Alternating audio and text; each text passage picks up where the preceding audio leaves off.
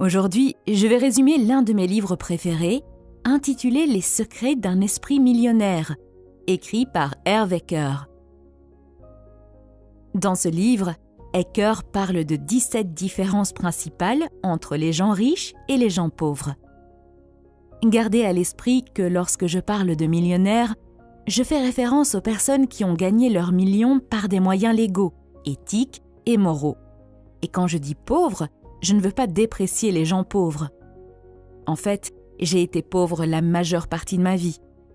Quand je dis pauvre, je fais référence à leur état d'esprit. Si vous regardez la vidéo jusqu'à la fin, vous pouvez dire que vous avez lu ce livre parce que j'ai couvert les 17 différences d'une manière très simple. Première différence. Les riches pensent grand, les pauvres pensent petit. Avez-vous déjà fait des courses et passé plusieurs heures dans plusieurs magasins pour trouver les produits les moins chers afin d'économiser 50 à 60 centimes? Si vous avez fait cela, vous avez une mentalité de pauvre. Je suis désolée de dire cela, mais laissez-moi vous expliquer. Bien sûr, ce n'est pas une mauvaise chose d'économiser de l'argent pendant que vous faites vos courses, mais cela change quand il s'agit de savoir combien vous économiserez par rapport au temps que vous passerez pour cette économie. Si vous passez 1 heure à chercher les oranges ou les tomates les moins chères pour économiser 60 centimes, la valeur de votre heure est de 60 centimes. En comparaison, les personnes riches ne se soucient pas d'économiser 60 centimes. Elles comprennent la valeur de leur temps et pensent constamment à des projets ou à de nouvelles choses qu'elles peuvent faire pour que la valeur de leur heure soit égale à 6 000 $ ou 60 000 $. Deuxième différence. Les riches choisissent d'être payés en fonction des résultats. Les pauvres choisissent d'être payés en fonction du temps. J'entends très souvent des gens se plaindre qu'ils méritent un meilleur salaire simplement parce qu'ils travaillent pour l'entreprise depuis plus de 5 ans. Mais en réalité, les choses ne se passent pas ainsi. Par exemple, si je passe 80 heures à produire une vidéo de mauvaise qualité, la regarderez-vous simplement parce que j'y ai consacré 80 heures? Bien sûr que non. Vous ne vous souciez pas du temps que j'ai passé. Vous ne vous souciez que de savoir si la vidéo est bonne pour vous ou non. Si ce n'est pas le cas, vous arrêtez de la regarder. Personne ne se soucie du temps que vous consacrez à quoi que ce soit. La vraie question est de savoir si vous pouvez fournir quelque chose de valable. Il s'agit du résultat, pas de l'effort ou du temps passé. Troisième différence, les riches pensent les deux. Les pauvres pensent l'un ou l'autre. Les pauvres pensent qu'il n'y a pas assez et qu'on ne peut pas tout avoir. Les riches pensent qu'il y a assez pour tout le monde et qu'on peut avoir tout ce qu'on veut vraiment.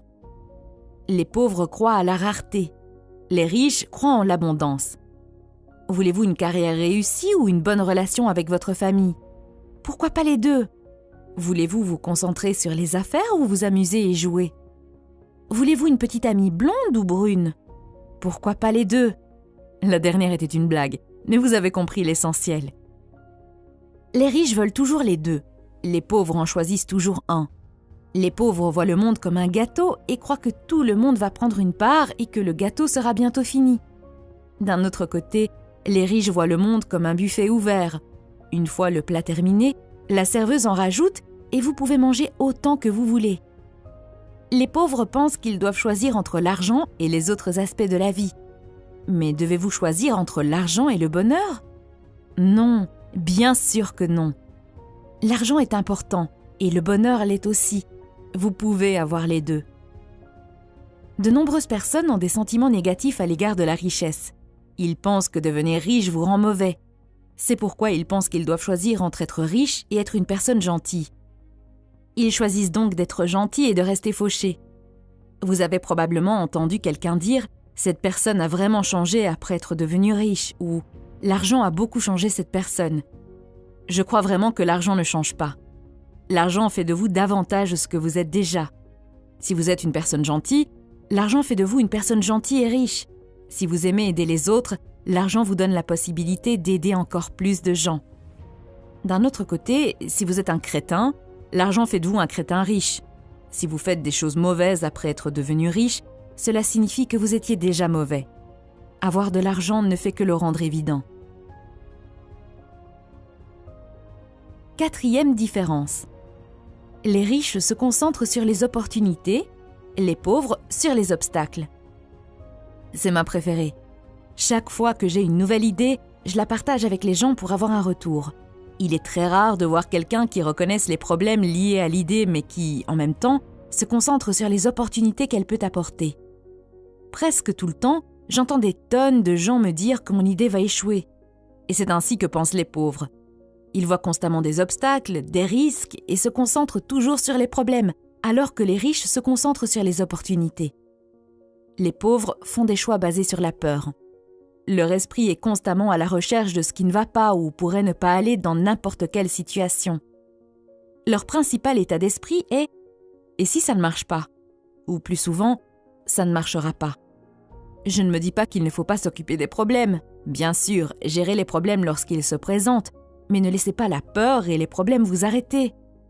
Si vous vous concentrez sur les problèmes, vous aurez des problèmes. Si vous vous concentrez sur les opportunités, vous aurez des opportunités.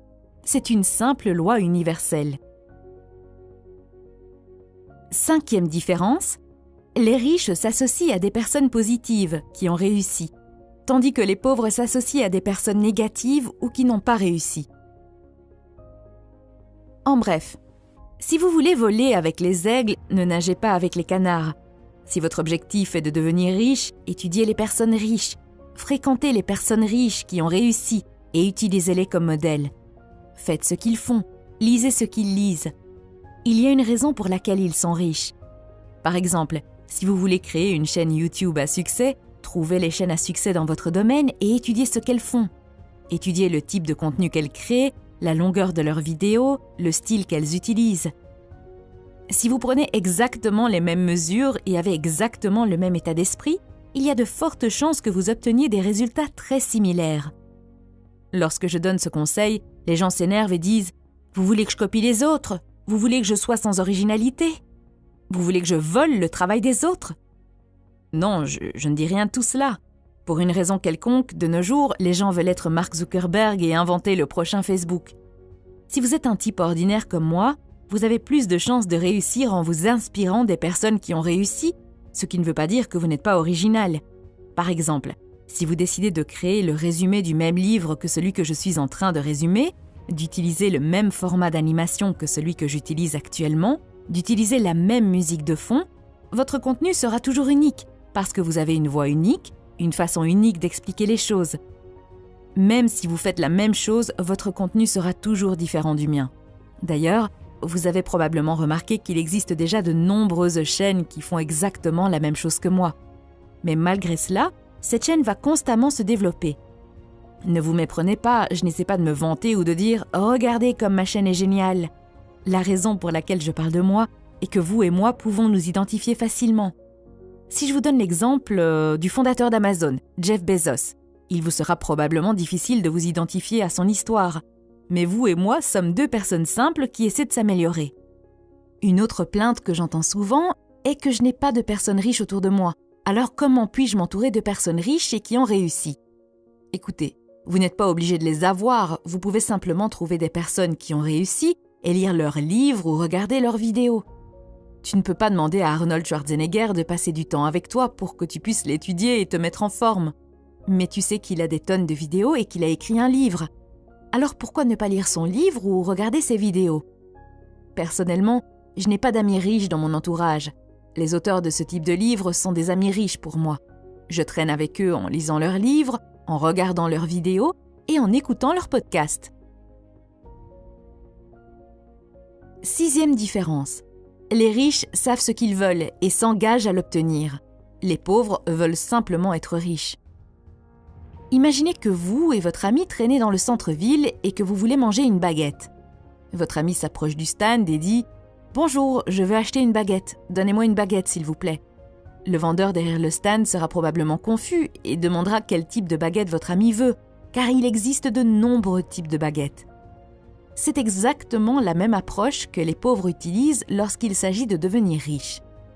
Ils veulent simplement être riches, mais ils ne savent pas à quoi ressemble une vie riche pour eux. Si vous ne savez pas exactement ce que vous voulez, la fille qui vend la baguette vous donnera la baguette de son choix et vous partirez.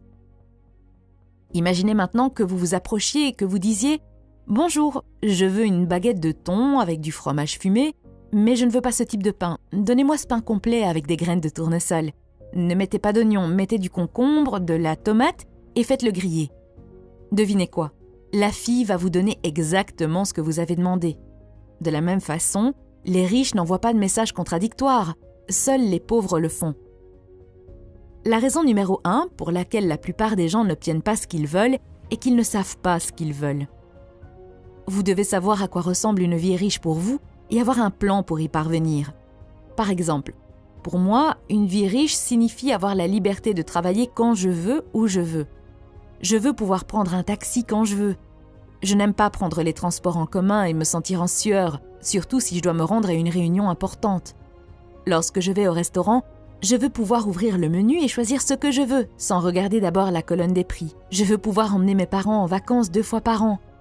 Je veux pouvoir aider les gens qui m'entourent lorsqu'ils ont des difficultés financières.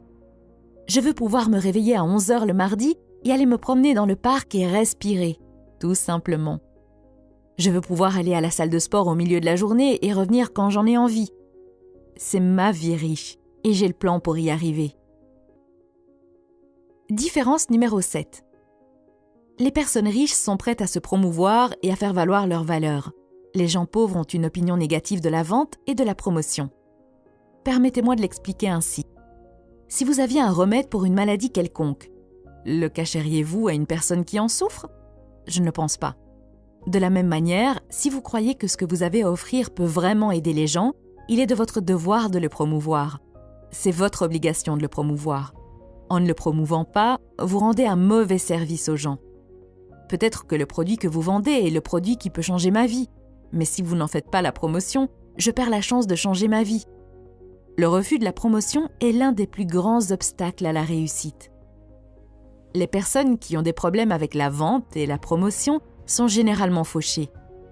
Comment pouvez-vous créer un revenu important dans votre entreprise si vous n'êtes pas prêt à faire savoir aux gens que votre produit ou vos services existent? Quel que soit votre travail, vous devez être doué pour la vente et la promotion. Presque tous les aspects de notre vie impliquent la vente. Par exemple, lorsque vous essayez de convaincre votre partenaire d'aller au restaurant au lieu de faire du shopping, vous vendez. Lorsque vous essayez de convaincre votre fille d'étudier, vous vendez. En fait, en ce moment même, je suis en train de vendre. Je vous vends ma vidéo et vous la payez avec votre temps. Vous payez avec des minutes de votre vie. Et je n'ai pas honte de vous vendre ma vidéo. Je n'ai pas honte d'en faire la promotion et de vous demander d'appuyer sur le pouce bleu et de vous abonner, parce que je sais que les idées de ce type de livre peuvent vraiment vous aider à changer votre état d'esprit. Différence numéro 8. Les riches croient à « je crée ma vie ». Les pauvres croient à « la vie m'arrive ». Si vous voulez créer de la richesse, il est important que vous croyiez que c'est vous qui êtes au volant. Les personnes pauvres traversent la vie en tant que passagers. En revanche, les riches sont toujours assis derrière le volant. Avez-vous déjà remarqué que ce sont généralement les pauvres qui dépensent beaucoup d'argent pour jouer à la loterie? En fait, ils espèrent fortement que quelqu'un va venir tirer leur nom d'un chapeau et leur fournir de l'argent, ce qui leur permettra de devenir riches. Selon Ecker, les pauvres justifient également leur situation. Ils disent des choses comme « l'argent n'est pas important, le bonheur et l'amour sont importants ». Ce genre de comparaison n'est pas correct. Laissez-moi vous poser une question. Votre jambe est-elle importante ou votre bras? Vous vous dites probablement « quelle question stupide, bien sûr, les deux sont importants ». Vous avez tout à fait raison. Les deux sont importants, de la même manière que l'argent et le bonheur sont tous deux importants. L'argent et l'amour sont tous deux importants. La nourriture et l'eau sont toutes deux importantes. Les pauvres accusent aussi les autres. Ce n'est jamais leur faute, c'est toujours la faute des autres. Ils se comportent toujours comme des victimes. J'ai 2 cousins qui ont grandi dans le même village, sont allés à la même école, ont eu les mêmes professeurs et avaient tous deux des parents pauvres. Aujourd'hui, l'un d'eux a beaucoup de succès et l'autre non. Et le plus intéressant, c'est que tous deux invoquent les mêmes raisons pour expliquer leur situation actuelle. Le cousin pauvre blâme le mauvais système éducatif, les parents pauvres, le gouvernement et le système pour son échec. D'un autre côté, le cousin riche a utilisé les mêmes raisons pour réussir. Il dit « Je savais que le système scolaire était mauvais et que mes parents étaient pauvres. C'est pourquoi j'ai commencé à m'instruire et à apprendre de nouvelles choses. Ils ne blâment personne ni rien. Une autre raison pour laquelle les pauvres sont pauvres est qu'ils se plaignent. Quand les gens se plaignent, ils se concentrent sur ce qui ne va pas dans leur vie. Il faut savoir que la chose sur laquelle vous vous concentrez va s'amplifier. C'est comme ça que l'on continue à avoir plus de ce qui ne va pas. Différence numéro 9. Les riches gèrent bien leur argent et les pauvres le gèrent mal. L'argent n'est qu'un outil, comme votre ordinateur ou votre téléphone. Donc, vous devez apprendre à vous en servir. Nous passons de nombreuses heures à apprendre comment utiliser un ordinateur. Mais lorsqu'il s'agit d'argent, les gens ignorent ce simple fait et ne veulent pas prendre un livre pour apprendre comment fonctionne l'argent et comment le gérer. Pour moi, c'est insensé, car nous travaillons de 9h à 17h chaque semaine pour cet argent. Mais quand il s'agit d'apprendre à le gérer, beaucoup de gens échouent. Vu le nombre de pauvres qui se plaignent de leur situation financière, on pourrait penser qu'il est logique d'apprendre les bases de l'argent, mais ce n'est presque jamais le cas. Les riches ne sont pas plus intelligents que les pauvres, ils ont simplement des habitudes différentes et plus favorables à l'argent. Pour maîtriser l'argent, vous devez le gérer. Dire « je commencerai à gérer mon argent dès que j'en aurai », c'est comme une personne en surpoids qui dit « je commencerai à faire de l'exercice et à suivre un régime dès que j'aurai perdu 5 kilos ». Commencez d'abord par gérer correctement l'argent que vous avez, puis vous aurez plus d'argent à gérer. Si votre fils ne sait même pas manier et entretenir son vélo, lui achèteriez-vous une voiture ? Bien sûr que non. La même logique s'applique à l'univers et à vous. L'univers dit « tant que vous n'aurez pas montré que vous pouvez gérer ce que vous avez, vous n'en aurez pas plus ». L'auteur dit même que si vous empruntez de l'argent pour vivre, vous devez apprendre à gérer cet argent. Le plus important est d'exercer les muscles de la gestion de l'argent pour que cela devienne une habitude. Il est très important de commencer par créer l'habitude. Par exemple, si votre objectif est d'aller à la salle de sport tous les matins pour pouvoir faire des squats avec 100 kg, vous devez d'abord apprendre à soulever une couverture d'1 kg avant de soulever un poids lourd de 100 kg. Si vous n'avez pas l'habitude de soulever la couverture et de vous lever du lit, vous ne pourrez jamais atteindre votre objectif. Pour bien gérer votre argent, l'auteur recommande de créer 5 comptes. Le compte d'investissement, le compte de loisirs, le compte d'éducation, le compte de dons et le compte de dépenses. Vous devez placer 10% de votre revenu après impôt sur votre compte d'investissement. C'est le compte qui va créer l'oie qui pond des œufs d'or. Ecker recommande également de mettre un montant égal, 10% sur votre compte de loisirs. L'argent sur le compte de loisirs doit être dépensé à la fin du mois pour des activités amusantes. Vous devez dépenser cet argent de manière à vous sentir riche et heureux. Si vous continuez à épargner, la partie de vous qui cherche à vous amuser finira par saboter vos autres comptes. Différence numéro 10. Les riches sont plus grands que leurs problèmes. Les pauvres sont plus petits que leurs problèmes. Le secret de la réussite n'est pas d'essayer d'éviter ou de se débarrasser de ses problèmes. Le secret est de se développer de manière à être plus grand que n'importe quel problème. Peu importe que vous soyez riche ou pauvre, vous serez confronté à des problèmes. La taille du problème n'est jamais le problème. Ce qui compte, c'est votre taille. Plus les problèmes que vous pouvez gérer sont grands, plus votre entreprise est grande, plus vous avez de responsabilités, plus vous avez d'employés et plus vous avez d'argent. Les choses que nous appelons problèmes ne sont en fait que des situations. Nous en faisons un problème. Respectivement, certaines personnes en font un problème, d'autres ne sont même pas affectées. Comment se peut-il que la même situation soit un problème pour l'un et pas pour l'autre ? Cela dépend de la personne, cela dépend de vous. Vous pouvez être licencié et déprimé toute la journée et vous plaindre, ou vous pouvez utiliser votre temps libre pour créer votre propre entreprise. Différence numéro 11. Les riches sont d'excellents récepteurs. Les pauvres sont de mauvais récepteurs. Un mauvais récepteur est une personne qui ne peut pas bien recevoir. Et que recevons-nous ? Nous recevons des éloges, des compliments, de l'argent, des cadeaux et bien d'autres choses.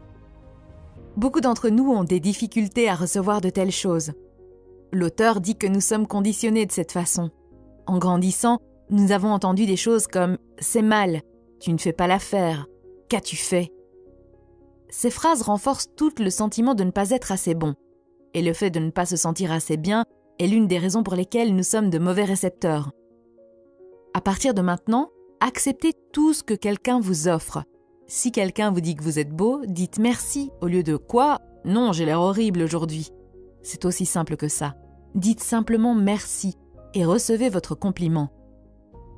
Ecker dit « C'est drôle, quand j'étais fauché et que je voyais un centime par terre, je ne me serais jamais penché si bas pour ramasser ce centime. Maintenant que je suis riche, cependant, je ramasse tout ce qui ressemble à de l'argent. Puis je l'embrasse pour lui porter chance et je déclare à haute voix « Je suis un aimant à argent. Merci, merci, merci. » Différence numéro 12. Les riches jouent le jeu de l'argent pour gagner. Les pauvres jouent le jeu de l'argent pour ne pas perdre. Dans le sport, les équipes qui jouent strictement en défense et pas en attaque ont du mal à gagner. Malheureusement, la plupart des gens jouent au jeu de l'argent en défense, où leur préoccupation première est la survie plutôt que la richesse et l'abondance. Les pauvres veulent avoir assez d'argent pour payer les factures. L'intention est une chose très importante, et lorsque votre intention est d'avoir assez d'argent pour payer les factures, devinez quoi ? C'est exactement ce que vous obtiendrez, rien de plus. Vous devez viser haut. Vous devez viser les étoiles pour pouvoir au moins toucher la lune. L'auteur dit « Si votre objectif est d'être à l'aise, il y a de fortes chances que vous ne deveniez jamais riche. Mais si votre objectif est d'être riche, vous finirez très à l'aise. » Différence numéro 13. Les riches font travailler leur argent pour eux. Les pauvres travaillent dur pour leur argent. Ecker dit « Je suis d'accord pour dire que vous devez travailler pour votre argent, mais pour les riches, cette situation n'est que momentanée. Pour les pauvres, c'est sans fin. Les riches pensent que pour que l'argent travaille dur et prenne votre place, vous devez d'abord travailler dur. Ils savent également que plus votre argent travaille, moins vous aurez à travailler. Le premier objectif devrait être de devenir financièrement libre le plus rapidement possible. Ecker définit la liberté financière d'une manière simple. La liberté financière, c'est la capacité de vivre le style de vie que vous désirez sans avoir à travailler ou à dépendre de quelqu'un d'autre pour l'argent. Et comment cela est-il possible ? Vous avez besoin d'un revenu passif. En bref, vous devenez financièrement libre lorsque votre revenu passif dépasse vos dépenses. De nombreuses personnes ne font pas la différence entre être riche et être libre financièrement. Ils pensent qu'il faut d'abord être riche pour être libre financièrement, mais ce n'est pas vrai. La liberté financière vient en premier parce que c'est plus facile et plus rapide à faire. Laissez-moi vous poser une question. Est-il plus facile de monter une échelle de 10 marches ou une échelle de 1000 marches ? Bien sûr, l'échelle à 10 marches est plus facile, non ? En utilisant cette analogie, nous pouvons dire que devenir libre financièrement, c'est comme monter l'échelle à 10 marches, et devenir riche, c'est comme monter l'échelle à 1000 marches. Essayez d'abord l'objectif le plus facile et soyez libre financièrement. Une fois que vous aurez un revenu passif et que vous n'aurez plus à travailler pour personne, vous pourrez utiliser ce temps libre pour devenir riche. Ecker raconte que dans son séminaire, l'une des étudiantes a réalisé que si elle louait simplement son appartement et déménageait dans un endroit moins cher, son revenu passif provenant du loyer serait suffisant pour couvrir toutes ses dépenses et qu'elle pourrait même économiser de l'argent. Et c'est exactement ce qu'elle a fait. Elle a loué son appartement, déménagé dans un endroit moins cher et plus exotique et s'est libérée financièrement. Ce n'est qu'ensuite qu'elle a commencé à monter son affaire et à devenir riche. Concentrez-vous donc d'abord sur l'échelle de 10 marches et sur la création d'un revenu passif suffisant pour que vous n'ayez pas à travailler pour quelqu'un. Une fois que c'est fait, vous pouvez alors penser au reste. Il existe 2 sources principales de revenus passifs. La première est l'argent qui travaille pour vous. Il s'agit des revenus d'investissement provenant d'instruments financiers tels que les actions, les obligations ou d'autres actifs qui prennent de la valeur. La deuxième grande source de revenus passifs est l'entreprise qui travaille pour vous.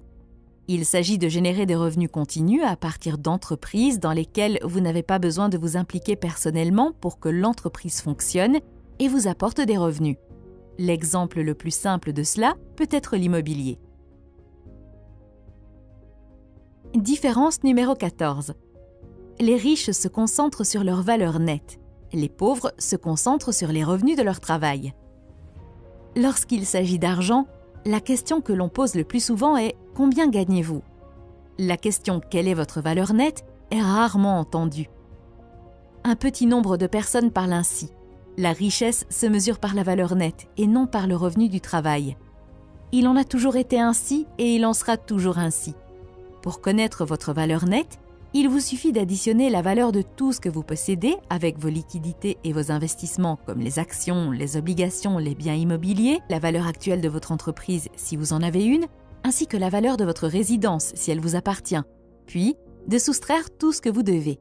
La valeur nette est considérée comme la mesure ultime de la richesse, car, si nécessaire, ce que vous possédez peut être transformé en argent liquide. Après avoir calculé votre valeur nette, tracez une ligne verticale sur une page.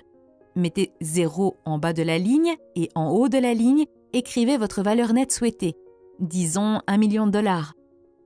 Une fois que vous l'avez fait, mettez votre valeur nette actuelle sur cette ligne et voyez à quelle distance vous êtes de votre montant souhaité. De temps en temps, disons chaque mois ou chaque trimestre, vérifiez cette ligne et mettez-la à jour en conséquence. Même si vous êtes actuellement à 0 ou moins, je vous recommande de faire cet exercice car ce qui est suivi est amélioré. Différence numéro 15. Les riches agissent en dépit de la peur. Les pauvres laissent la peur les arrêter. Dans le livre, Ecker parle de la formule de la manifestation. Selon cette formule, les pensées produisent des sentiments, les sentiments mènent ensuite à des actions et les actions mènent à des résultats. Par exemple, vous pensez à un beignet. Cela crée un sentiment d'envie de beignet. Puis, vous vous levez et vous allez au magasin pour acheter ce beignet. Si ce processus se répète constamment, vous prenez du poids. Les pensées et les sentiments font partie de votre monde intérieur. La prise de poids fait partie de votre monde extérieur. L'action est le pont entre le monde intérieur et le monde extérieur. S'il n'y a pas d'action, vos pensées et vos sentiments sur la richesse sont inutiles. De nombreuses personnes lisent ce type de livre pour devenir riches, mais la plupart d'entre elles ne passent pas à l'action et n'appliquent pas ce qu'elles ont appris. Il ne s'agit pas de savoir combien de livres vous lisez, mais combien de livres vous appliquez dans la vie réelle. Lire sans agir, c'est comme regarder toute la journée la photo de la fille que vous aimez sur Facebook au lieu d'aller lui parler en face à face. Si l'action joue un rôle essentiel dans la réussite, qu'est-ce qui nous empêche de passer à l'action ? La peur. La peur, le doute et l'inquiétude sont les obstacles les plus courants, non seulement au succès, mais aussi au bonheur. L'une des plus grandes différences entre les riches et les pauvres est que les riches sont toujours prêts à agir, même s'ils ressentent de la peur, même s'ils sont mal à l'aise.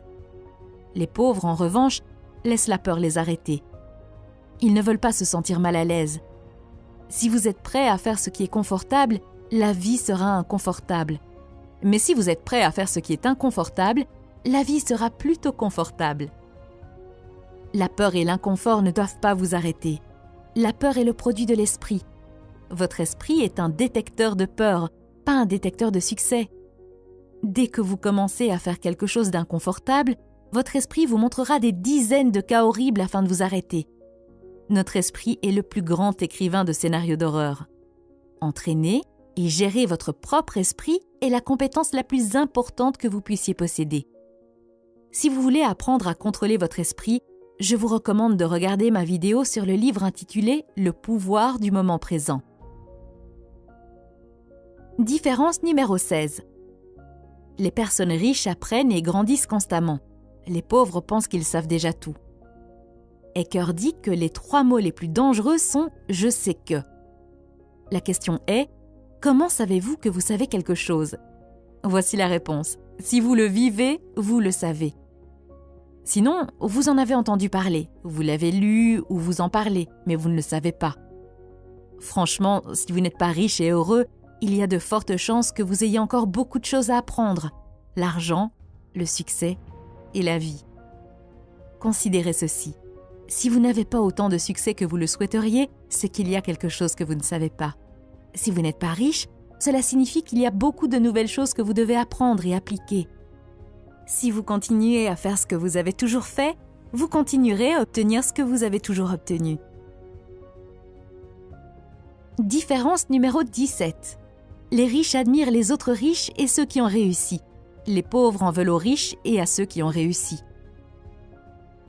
Quand j'étais au lycée, il y avait un homme très riche, et à chaque fois que je le voyais passer dans notre quartier avec sa nouvelle Mercedes, j'entendais de nombreuses histoires négatives sur sa vie luxueuse. Lorsque je demandais aux gens s'ils savaient ce qu'il faisait dans la vie, personne n'était capable de me donner une réponse précise, mais presque tout le monde supposait qu'il faisait un travail criminel et qu'il était mauvais. Plusieurs années plus tard, j'ai eu l'occasion de parler à cette personne lors de mon stage et j'ai appris qu'il avait passé la majeure partie de son enfance dans la pauvreté, ce qui l'a motivé à travailler plus dur et à devenir PDG. Après avoir connu cette personne et entendu l'histoire de sa vie, j'ai réalisé que les pauvres regardent souvent la réussite des autres avec ressentiment, jalousie et envie. C'était la dernière différence. S'il vous plaît, mettez votre idée ou leçon préférée par rapport à cette vidéo dans les commentaires.